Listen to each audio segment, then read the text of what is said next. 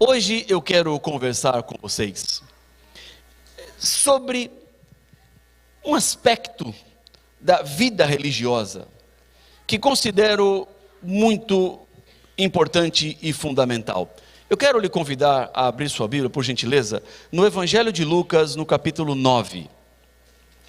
E nós vamos considerar os versículos 18, 19 e 20.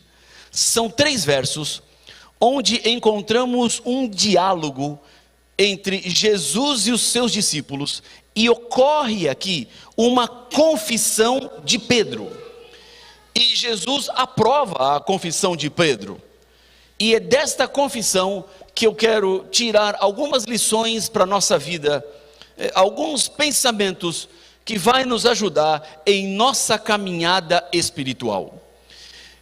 Eu tenho procurado fazer com os sermões que prego, seja nessas semanas que acontecem, ou no programa Arena do Futuro na TV Novo Tempo, ajudar as pessoas a refletirem na Bíblia de maneira mais profunda. Eu acho que nós precisamos sair da superficialidade do texto e irmos um pouco mais fundo naquilo que Deus tem para nos dizer. Nós precisamos pensar a nossa fé. Nós temos que ter razão para a nossa fé. Não dá mais para as pessoas encararem a fé apenas como algo do sentimento, da emoção. Sabe por quê? Porque a emoção passa, e quando passa a emoção, muitos abandonam Jesus, abandonam a igreja, abandonam a fé, porque a fé não tinha uma razão, a fé não tinha argumentos. Nós precisamos hoje pensarmos um pouquinho mais no que é a fé. Temos que ter certeza da fé, convicção da fé, porque não deve ser qualquer vento de problema, de dificuldade ou de situação que foge do nosso controle que vai destruir a nossa fé, ou que vai nos tirar da fé. Precisamos sim nos aprofundarmos naquilo que Deus tem para nos dizer, e hoje eu quero te ajudar nesta reflexão sobre alguns aspectos de equívocos que as pessoas levantam sobre Jesus e a fé. Diz assim a Bíblia, versículo 18 do capítulo 9 do Evangelho de Lucas, diz assim: e aconteceu que, enquanto Jesus estava orando em particular, achavam-se presentes os discípulos, a quem perguntou: quem as multidões dizem que eu sou? Eles responderam: uns dizem que é João Batista, outros dizem que é Elias, e ainda outros dizem que um dos antigos profetas ressuscitou. Então Jesus perguntou: e vocês, quem dizem que eu sou? Respondendo, Pedro disse: o Cristo de Deus. É bem provável que você já tenha tido esta dúvida: o que as pessoas pensam sobre mim? O que os outros estão falando sobre mim? E a nossa curiosidade aumenta mais quando alguém fala assim: olha, falaram de você. O quê? O que falaram de mim? Quem falou? Por que falou? Nós temos essa curiosidade, né? Alguns até exageram nessa preocupação.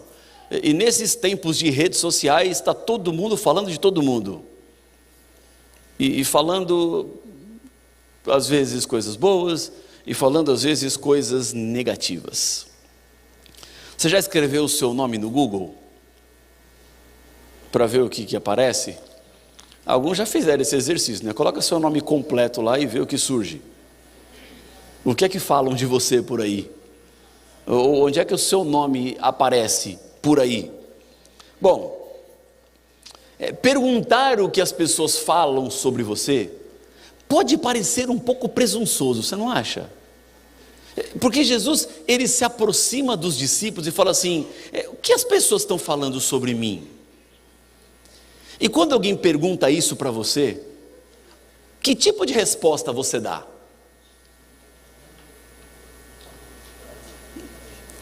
Se você fala o que estão falando, você vira fofoqueiro, né? Se você fala que não estão falando nada e estão falando, você vira mentiroso. É difícil, né? Como é que você sai de uma situação dessas? E foi exatamente essa situação que Jesus colocou os discípulos. O que estão falando de mim aí? O que é que está circulando sobre quem eu sou? E os discípulos então começam com algo assim muito genérico. Olha, Jesus, o pessoal anda dizendo aí que o Senhor é um dos profetas que ressuscitou. Já falaram que é Elias, já falaram que o Senhor é João Batista. Estão falando que o Senhor é coisa importante aí. Por aquilo que o Senhor faz, por aquilo que o Senhor prega, por aquilo que o Senhor diz, pela vida que vive, pelas manifestações, pelos sinais, pelos milagres que nós testemunhamos. E depois que os discípulos falam desse panorama geral, Jesus, ele então vai para o específico. Tá bom, eu já sei o que os outros falam sobre mim. E vocês? O que pensam de mim? Em outras palavras, Jesus estava perguntando: quem eu sou para vocês? Para aqueles que não convivem comigo, para aqueles que não estão ao meu lado o tempo todo, eu sou isso aí, Elias, profeta que ressuscitou, João Batista. Agora, para vocês, que estão andando comigo, que comem comigo, que dormem aonde eu durmo, que andam onde eu ando, que escutam os meus sermões, que interagem com as pessoas como eu interajo, quem eu sou para vocês? Se eu lhe perguntar o que as pessoas dizem sobre mim, ou o que eu represento para você, essa resposta, ela será apenas para satisfazer a minha curiosidade ou inflar o meu ego. Talvez eu queira escutar algum elogio, talvez eu queira escutar alguma coisa boa, mas não faria nenhum sentido eu perguntar isso para você. Quem que estão dizendo aí que eu sou? O que eu sou para você? Porque essa pergunta relacionada a um ser humano é pequena. Agora, quando Jesus pergunta, aí muda completamente o sentido. Porque quem é Jesus para você significa salvação ou perdição. Quem Jesus é para você tem a ver com eternidade ou morte sublime, quando Jesus retornar. Quem é Jesus para você? Quem as pessoas dizem que é Jesus? Esta pergunta de Cristo, ela é muito importante, porque é impossível ter um relacionamento saudável com Deus e estar completamente equivocado sobre quem é Jesus. O que Jesus representa na sua vida? Nesse contexto, Pedro dá a resposta certa. Diz assim: olha, Jesus, falam por aí muitas coisas do Senhor, mas para mim, o Senhor é o Cristo de Deus. O Cristo significa o separado, o ungido, o Salvador de Deus. As pessoas têm suas opiniões, mas eu que estou contigo, Jesus, vejo que o Senhor é o meu Senhor e o meu Salvador. Há milhares de pessoas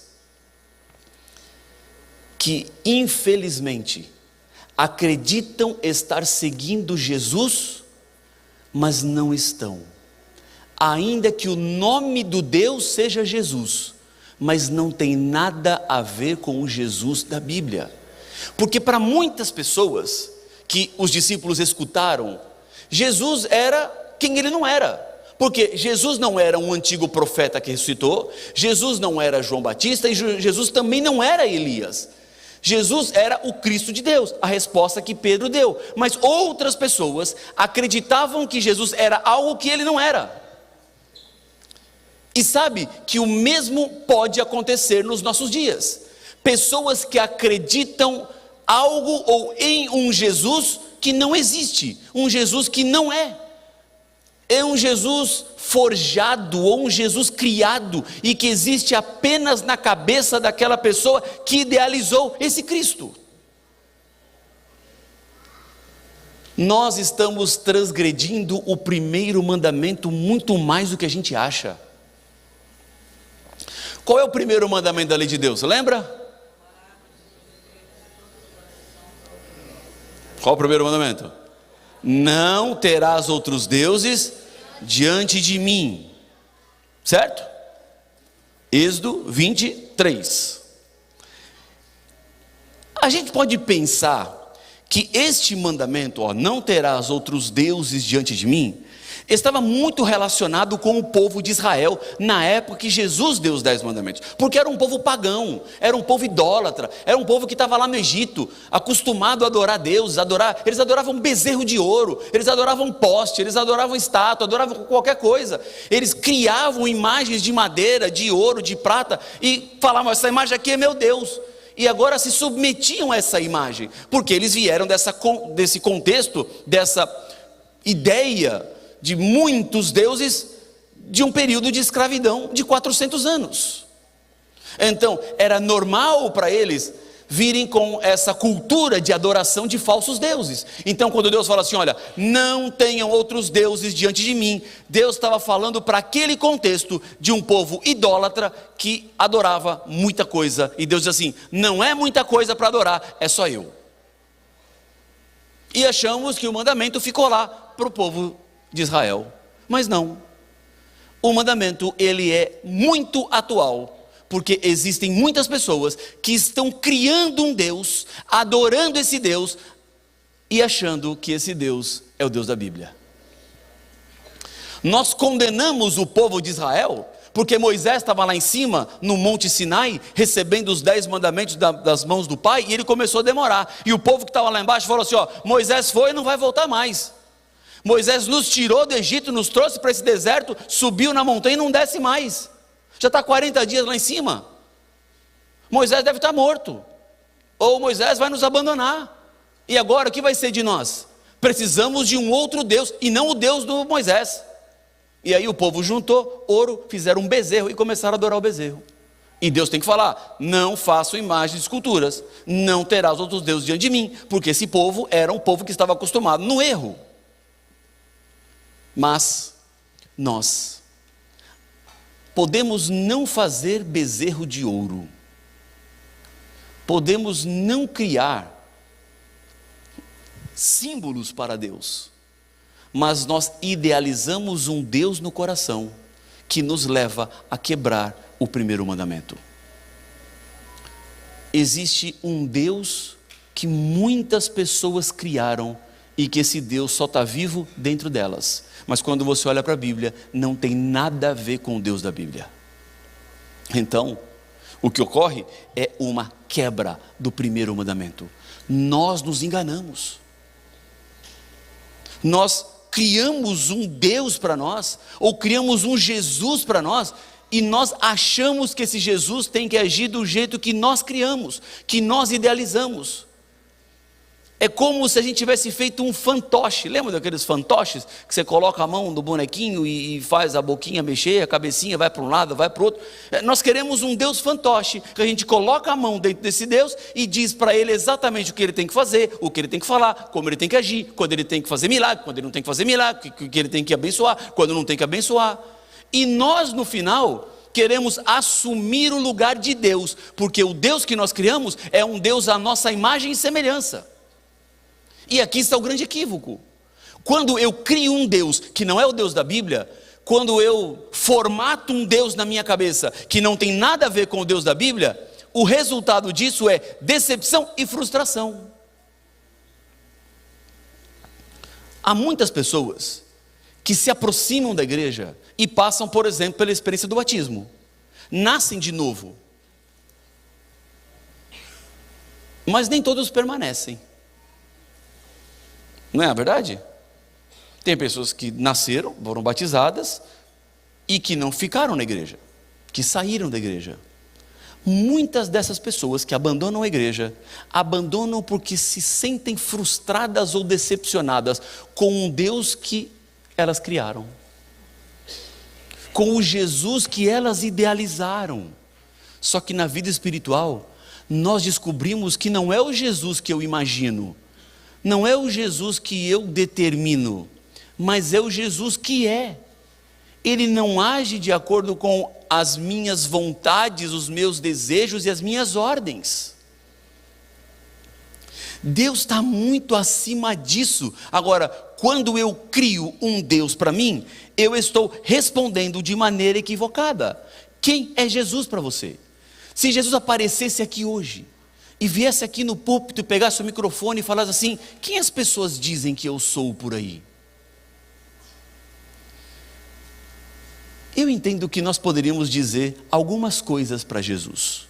Por exemplo, poderíamos dizer assim: Jesus, alguns dizem que o Senhor é o Jesus da prosperidade. E como tem gente acreditando no Jesus da prosperidade. E quando eu falo da prosperidade, eu estou falando da prosperidade financeira. Muitas pessoas são levadas à busca de um Jesus porque estão carentes de uma necessidade, porque precisam conquistar algo, e veem nesse Jesus a solução dos seus problemas. E isso se dá de maneira muito direta, principalmente nos programas da madrugada. Deixa eu lhe contar uma curiosidade. O programa Arena do Futuro, ele vai ao ar toda sexta-feira às 8h30 da noite, o programa inédito. É um horário nobre, é um horário chave, e por isso nós temos um programa evangelístico nesse horário, na sexta-feira à noite. Mas você vai se assustar se eu lhe disser que a maior audiência do Arena do Futuro não é sexta-feira às 8h30 da manhã. A maior audiência do Arena do Futuro é às 2h30 da manhã.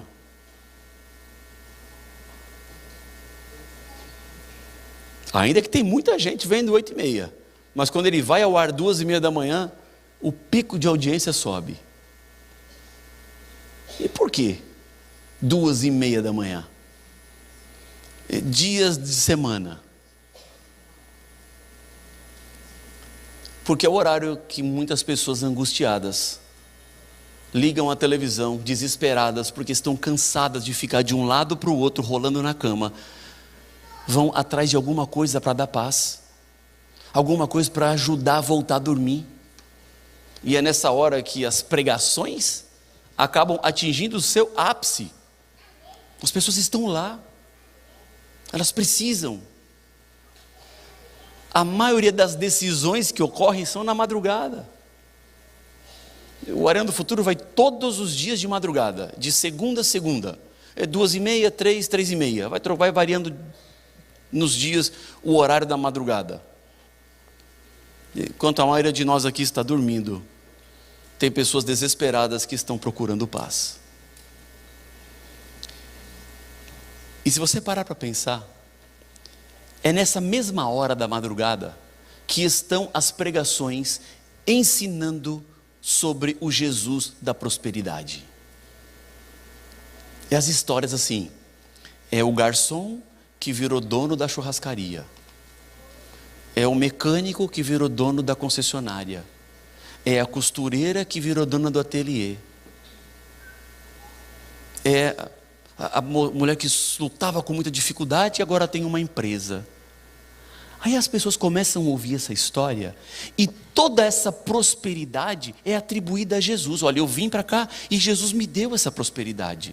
O que eu tenho hoje foi porque Jesus abriu a porta. Eu tenho um carro melhor, eu tenho uma casa melhor, minha condição financeira é muito melhor, porque Jesus me deu. E aí, sabe o que acontece? Essas pessoas amarguradas na madrugada, as pessoas que estão aflitas e desesperadas, acabam se agarrando a um Jesus que não existe na palavra. Acabam buscando esse Jesus da prosperidade e vêm à igreja, sentam nos bancos da igreja e pensam assim: Jesus, eu estou aqui, e agora, cadê meu emprego novo? Jesus, eu estou aqui, cadê o meu salário aumentando? Jesus, eu estou aqui, cadê meu carro? Cadê minha casa nova? Onde está a minha prosperidade? Esse é o Jesus que muitas pessoas se encantam.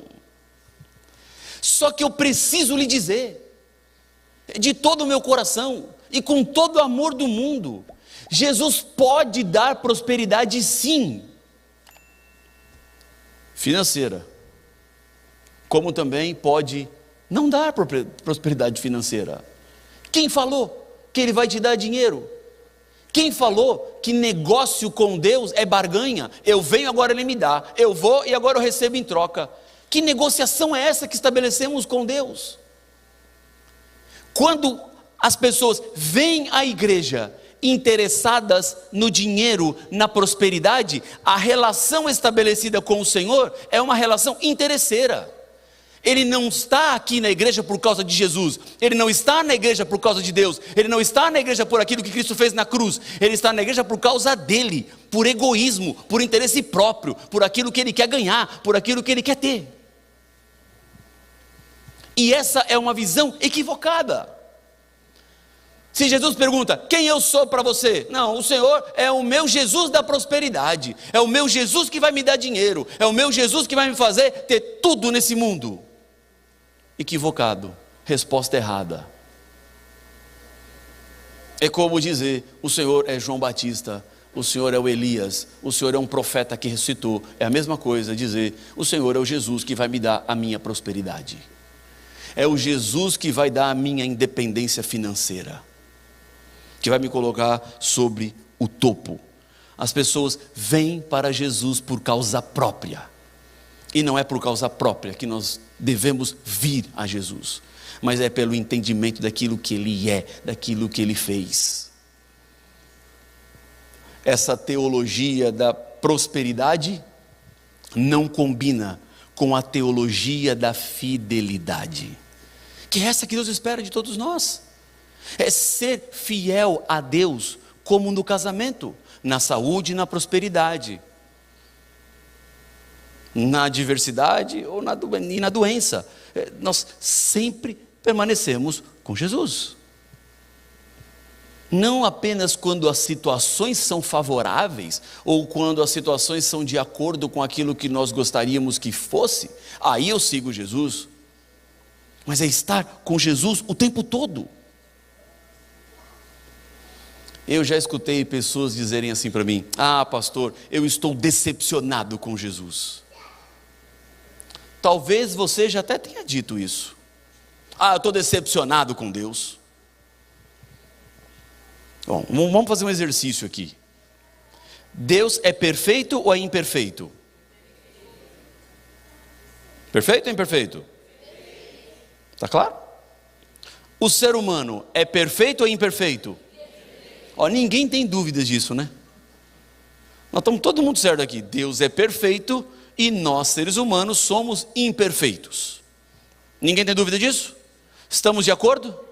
Deus perfeito, ser humano imperfeito. Pois bem, como pode um ser imperfeito decepcionar-se com um ser perfeito? Faz sentido? Se somos imperfeitos, como posso eu estar decepcionado com um ser perfeito, que não erra, com um ser que sabe o que faz? Eu não sei o que faço, eu erro o tempo todo, eu cometo meus equívocos, eu luto contra as minhas tendências, eu reconheço as minhas falhas. Ora, como posso eu decepcionar-me com um ser perfeito? Você pode se decepcionar comigo, agora com Deus não dá, porque eu sou imperfeito igual você. Agora, Deus não está no nosso nível. Quando um ser humano diz assim, eu estou decepcionado com Deus, na verdade está decepcionado consigo mesmo, e não com Deus, porque Deus é perfeito. Um ser imperfeito não tem como decepcionar-se com um ser perfeito.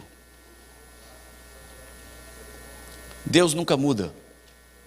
Hebreus capítulo 13, versículo 8 diz que Jesus Cristo é o mesmo ontem, hoje e será eternamente. Deus não muda a forma dele ser. Jesus continua sendo exatamente o mesmo. Agora, criar um Deus de prosperidade é relacionar-se com um Deus de benefícios, e não um Deus fundamentado no relacionamento. E essa é a má compreensão. Você gosta de amigos interesseiros? Ninguém gosta. Pessoas que se aproximam de você apenas porque veem em você alguma coisa para conquistar ou para ganhar. Mas não porque gosta de você, não porque tem prazer em estar com você, mas vê com um interesse. Eu vou arrancar alguma coisa dessa pessoa, então eu me aproximo para arrancar isso dela. Depois que eu arranco isso dela, eu vou embora. Nós não queremos amigos assim. Na verdade, nós nem precisamos de amigos assim, porque esses amigos vão levar uma parte de nós e vão nos deixar feridos no final. Agora, o que tem de gente relacionando-se dessa maneira com Deus, não está escrito. Gente que se aproxima de Deus apenas para arrancar alguma coisa dele. E o que é mais trágico, é que depois que arranca, vira as costas e vai embora. Deus já me deu o que eu queria, agora eu vou embora. Deus já me deu a bênção que eu precisava, agora eu vou embora. E como assim? Vai embora? Quer dizer que era só uma relação completamente interesseira em Deus? Essa é a trágica experiência daqueles que olham para Jesus como o Jesus da prosperidade. Mas tem outro Jesus também. Quem vocês dizem que eu sou? Alguém pode dizer, o Senhor é o Jesus da minha afirmação, um Jesus que nunca fala não, um Jesus que está no céu pronto para me dar tudo aquilo que eu quero e aquilo que eu peço. E essas pessoas idealizam esse Jesus que está lá no céu fazendo de você o centro de tudo. E quando essas pessoas escutam um não de Deus, se revoltam. Se desesperam quando Deus diz não. E na vida há momentos que Deus vai te falar sim, e há momentos que Deus vai te falar não. E precisamos aprender a ouvir o não de Deus. Alguns gostariam que Jesus fosse, na verdade, o gênio da lâmpada. Na fábula, quando o indivíduo raspava a lâmpada, o gênio acordava e saía e dizia, você tem 3 desejos, peça o que quiser que eu vou fazer. E alguns pensam que Jesus é exatamente isso. Ele está dizendo, peça o que você quiser e eu vou fazer. E nós saímos agora pedindo os nossos caprichos, as nossas vontades, os nossos desejos, e Deus no céu estará pronto para dar aquilo que nós solicitamos. Queremos um Deus disponível para me atender o tempo todo. Mas Deus não nos atende o tempo todo. Não é assim que Ele age. Há momentos que Deus diz não, e Deus diz não para situações das mais diversas. O meu sogro foi pastor da Igreja Adventista do Sétimo Dia por 30 anos. E quando ele tinha 51 anos, ele foi acometido de um câncer violento. O câncer era no intestino e quando descobriu tinha 7 metástases no fígado. Em 83 dias ele estava morto. Na época, nós oramos muito, ele tinha 51 anos apenas. A minha sogra tinha 49 anos. Quando ele faleceu, jovens. A minha filha mais nova era recém-nascida, tinha 2 meses, quando ele descobriu o câncer. Não teve convívio. Oramos e pedimos um milagre, pedimos a intervenção divina, pedimos o poder do Senhor. E meu sogro não teve nenhum dia de melhora. Desde a descoberta até a morte, ele piorou todos os dias. Pedimos um milagre, clamamos por um milagre, era um pastor, um pregador. E a resposta de Deus foi não. Eu não vou curá-lo. Eu não vou alcançar o fígado. Mas Deus disse, eu vou alcançar o coração. Não vai ser para essa vida, mas vai ser para a eternidade. Eu não tenho dúvidas disso. Agora, não me diga que se Deus é Deus, Ele tem que fazer aquilo que você pede. Se Deus é Deus, Ele tem que atender você do jeito que você acha. Esqueça isso. Nós demonstramos fé quando nós nos submetemos a Deus. quando nós reconhecemos que Ele é poderoso e que Ele cuida de todas as coisas. Eu já contei para vocês, eu perdi meu pai na pandemia, depois de 6 dias entubado, de orações feitas, mas Deus também disse, não. A fé me faz entender de que, embora eu queira que Deus diga sim, quando Ele diz não, o não era a melhor resposta que Ele tinha para me dar. Fuja dessa ideia de que Deus tem que fazer sempre as coisas da forma como você crê, ou como você pensou que Ele deveria fazer, porque não é assim. E eu encontro tantas pessoas dizendo assim, pastor, por que Deus não fez do jeito que eu queria que fosse dessa forma, mas Deus não faz do jeito que eu peço. E se Deus não faz do jeito que você pede, o que você faz? Se revolta? Vira as costas e vai embora? Rejeita Deus? Começa a blasfemar contra Deus? Começa a acusar Deus? Isso de nada adiantará, porque a afirmação de Deus é a afirmação de salvação e eternidade para a minha vida. Agora, a afirmação daquilo que eu quero, daquilo que eu exijo. E alguns pregadores pretensiosos dizem assim, determina irmão, determina irmã. E determina o quê? Eu determino para Deus o que Ele vai fazer? Quem eu penso que eu sou? Aí eu pergunto, Jesus, repete, quem eu sou para vocês? Com essa história de determina, assim, o Senhor é alguém que eu mando e obedece. É exatamente isso. Esse Jesus da afirmação é isso. E algumas pessoas até usam versos da Bíblia de maneira equivocada para sustentar os seus erros. Quer um verso que as pessoas usam? Esse aqui, ó, João 14,13, diz assim, ó, e tudo quanto pedirdes em meu nome, eu farei. Olha aí, pastor, Jesus falou, o que pedir no nome dele, Ele vai fazer. Então eu pego o meu pacote de pedidos, mando para o céu e falo em nome de Jesus. Agora Ele tem que fazer porque eu falei em nome de Jesus. Seria essa a chave?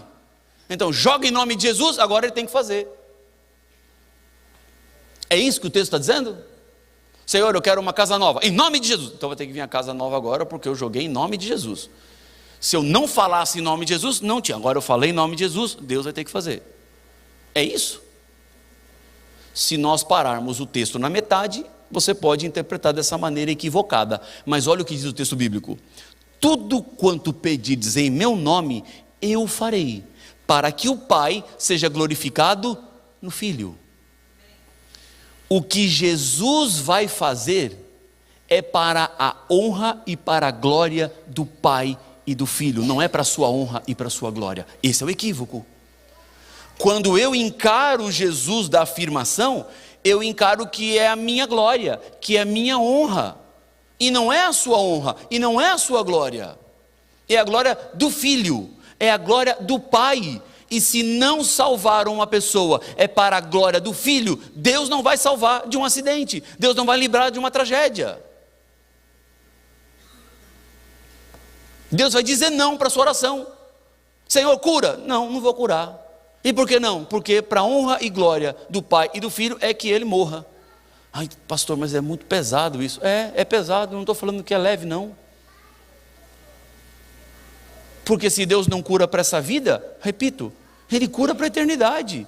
E curar para essa vida pode ser para a glória e a honra da pessoa, e amanhã ela se perde. E não curar nessa vida é para a honra e glória do Senhor, essa pessoa se salva. Então, lógico que Deus vai escolher recolher essa pessoa. Vai recolher essa pessoa para o descanso e a espera do breve retorno. Ora, fuja dessa ideia do Deus que tem que me dar aquilo que eu quero, Deus tem que me dar aquilo que eu peço, porque Deus sempre vai dar aquilo que você pede, ou Ele vai te dar aquilo que você pediria se você soubesse o que Ele sabe. E na maioria das vezes Deus não dá porque a gente não sabe aquilo que Ele sabe. Então, porque Deus sabe aquilo que a gente não sabe, Ele diz não, e você não pode se revoltar, porque se Deus disse não, você tem que dizer sim. Senhor, a minha vontade era que fosse sim, mas o Senhor disse não, e se não é a sua resposta, eu vou confiar no seu não. Eu vou seguir com o seu não. Ele está cheio de nãos, toda hora tem nãos. Quem é Jesus para você? O outro Jesus é o Jesus dos milagres, o Jesus milagreiro, o Jesus das campanhas milagrosas. Pessoas que são levadas a Deus em busca de milagres. Eu creio que Jesus pode fazer milagres, tá? Eu sou testemunha de milagres. Mas eu não gosto da ideia de buscar Jesus apenas porque queremos ou necessitamos de milagres. A maioria dos milagres que as pessoas buscam, sabe o que é? É consertar as bobagens que fizeram. Eu estou dizendo bem no popular. As pessoas fazem bobagens, vivem de maneira contrária à palavra de Deus, dá errado, aí vem na igreja pedir milagre. Está cheio disso. Deus falou para você que é para andar nesse caminho aqui. Você, não gostei desse caminho não, vou por outro. Mas Jesus falou que esse aqui é o caminho, mas eu quero ir por outro. Aí vai pelo outro, bate, machuca, se fere, aí volta pedindo milagre. Ai Senhor, faz um milagre na minha vida, que olha, tudo errado, está tudo ruim. Aí Deus falou assim, eu não falei que não era para ir por aí? Não subestima a inteligência de Deus, porque Ele sabe o milagre que você está pedindo. E mesmo assim, por nos amar, Deus ainda faz milagres para consertar as nossas bobagens, os equívocos que nós fazemos. E como eu vejo gente que bate cabeça na vida que não precisava bater. Como eu vejo pessoas que não gostam de aprender daqueles que viveram mais. Eu sou encantado em conversar com as pessoas, principalmente aqueles que são mais velhos do que eu. Eu gosto de aprender deles, porque eu sei que vários passaram por equívocos que eu não preciso passar. Se eu apenas aprender as lições que eles aprenderam. Ninguém vive nessa vida tempo suficiente para errar tudo que pode ser errado. Então outros já erraram, e já bateram a cabeça, e já se machucaram, e você identifica que eles se machucaram, você fala, por que eu vou lá botar a cabeça minha lá para bater? Ele já bateu, já não deu certo lá, eu não vou. Não é esse caminho de Deus para a minha vida, o plano de Deus é outro, por que eu vou lá? Porque eu tenho que provar para saber que é ruim? Porque eu tenho que provar para saber que isso aí vai me levar para uma destruição, uma desgraça? É que nem o viciado em drogas, sabe que é ruim, sabe que não presta, mas vai lá e usa. Quando o amigo oferece, todo mundo já sabe que não tem que botar isso na boca, mas coloca. Aí depois, Senhor, faz um milagre na minha vida, porque fez uma bobagem. Não devia ter ido, não devia ter caminhado. Queremos conserto dos nossos erros. Gente que não cuida do casamento, e depois está na beira do divórcio, Senhor, faz um milagre. Por que não cuidou do casamento? Por que não nutriu o relacionamento? Por que não valorizou a esposa? Por que não honrou a esposa? Aí agora é um milagre, Deus tem que vir consertar os seus problemas. Nós erramos, nós nos equivocamos. Agora, exigimos um Deus de milagres, exigimos um Deus que seja o solucionador dos nossos problemas.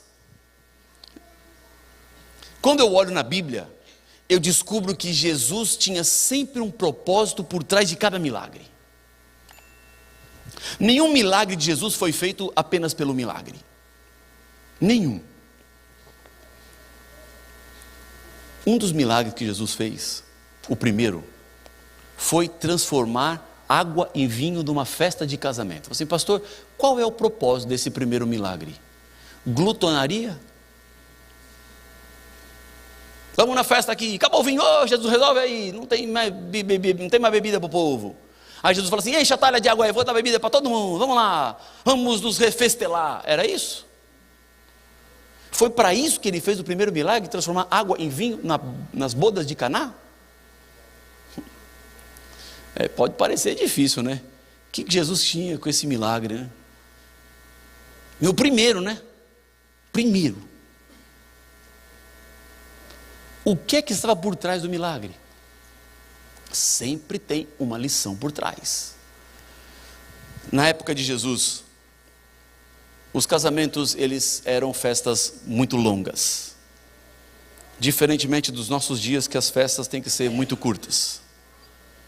E na maioria das vezes, está nem acontecendo mais. Ficou muito caro casar, né? Já era, né? Mas está ficando pior. Então as festas hoje já são bem pequenas, né? Para amigos, muito amigos, e para os familiares, e não mais. Não dá mais para passar disso, porque a conta fica insuportável. Bom, mas na época de Jesus as festas eram longas, duravam dias. E era uma vergonha para a nova família faltar o vinho. Essa família nasceria marcada com um evento trágico: faltou vinho. Quando Jesus multiplica o vinho, não era para as pessoas se refestelarem no suco de uva.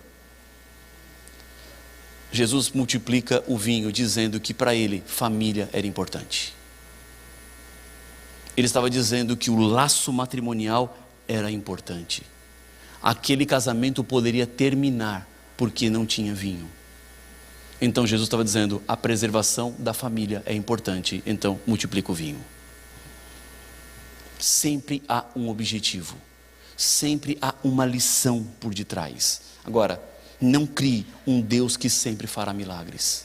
Eu já vi Deus fazer milagres e já vi Deus não fazer milagres, e essa era a resposta dele.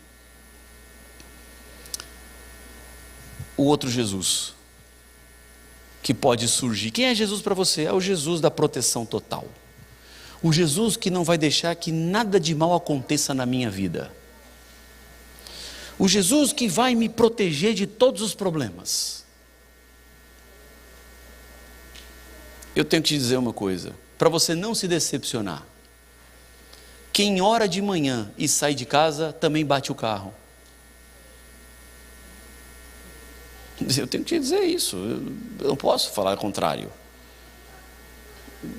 Essa ideia de que nada de mal vai acontecer na sua vida não está na Bíblia, porque Jesus disse: o Pai faz nascer o sol sobre justos e injustos, vem chuva sobre justos e injustos. Ou seja, aqueles que são justos e vivem de acordo com a palavra também passarão por problemas, também terão dificuldades.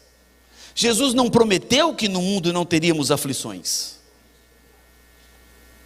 Ele nunca disse isso. Ele nunca prometeu uma vida isenta de dificuldades. Ele disse que andaríamos no vale da sombra da morte. Ele disse que nós entraríamos em fornalhas e covas. Ele disse que nós poderíamos até perder a vida em nome dele. Mas a promessa é que ele sempre estaria do nosso lado. Jesus nos capacita para vencer as maiores e piores lutas. Quando o terreno que Deus pede para andarmos é pedregoso, Ele nos dá sapatos mais fortes. Mas Ele não nos tira do terreno pedregoso. Ele te capacita, Ele te habilita. Enquanto estivermos nesse mundo, nós não estaremos livres da dor.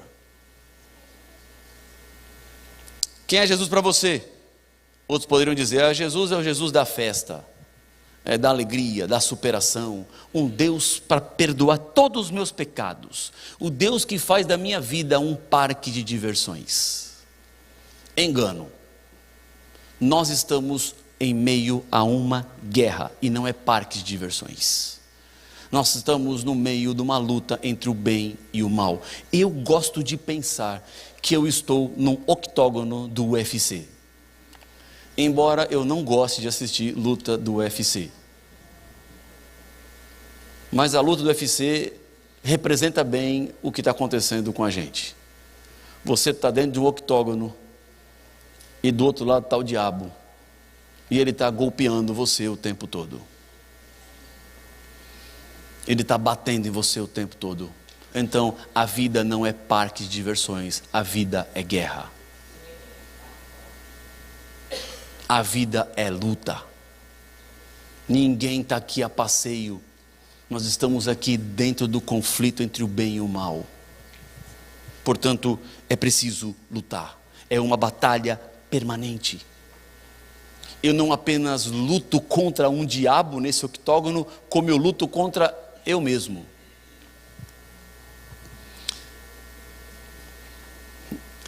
Eu tenho dito isso para algumas pessoas por aí, e alguns até falam assim: ai pastor, é pesado isso, né?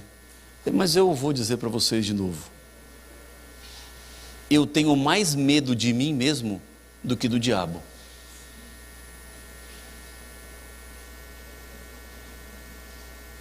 Deu para entender? Eu tenho mais medo do Rafael do que do diabo. Porque às vezes tem situações na vida que o diabo fica sentado e eu vou sozinho para o precipício. O diabo senta e fala assim: ih, lá vai Rafael, lá. Ih, não precisamos nem fazer nada. Ele comemora com os anjos do mal. Vai, foi. Não precisamos nem tentar, foi por ele mesmo, olha lá. Já está lá no pecado. Nós vamos. A gente se coloca nessa situação. Então eu tenho mais medo de mim mesmo que do diabo. Eu me preocupo mais comigo mesmo do que com o diabo. Porque eu sei que o diabo vai me tentar, vai me levar. Agora, se eu não for, ele não vai me empurrar. Ele não vai me pegar pela mão e me jogar lá. Eu vou por minha vontade. Eu vou pelo meu desejo. Porque se eu decidir não ir me aproximar da tentação e do pecado, ele não vai me empurrar lá. Não tem como. Agora, essa ideia de um Jesus criado que me perdoa de tudo, é uma ideia equivocada. Ele vai perdoar você pelo seu arrependimento. Agora, não fica brincando com o pecado, não.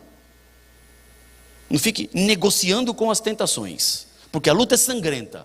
Os anjos lutam pelas nossas decisões e nós não podemos brincar com o pecado. Não tem como. Agora eu te pergunto: quem é Jesus para você? É o Jesus da prosperidade, da afirmação, dos milagres, da proteção total, da festa? Ou a sua resposta é a mesma de Pedro? Jesus é o Cristo de Deus. Jesus é o meu Senhor e o meu Salvador. Jesus é o meu mantenedor. Jesus é de quem eu dependo. Jesus é aquele que me redimiu, é aquele que me dá esperança, é aquele que me dá paz. É aquele que transforma as minhas perspectivas, abre os meus horizontes e me coloca nos lugares mais altos desse mundo para que eu viva uma experiência com Ele e tenha muito em breve a eternidade. É esse o Jesus que você segue?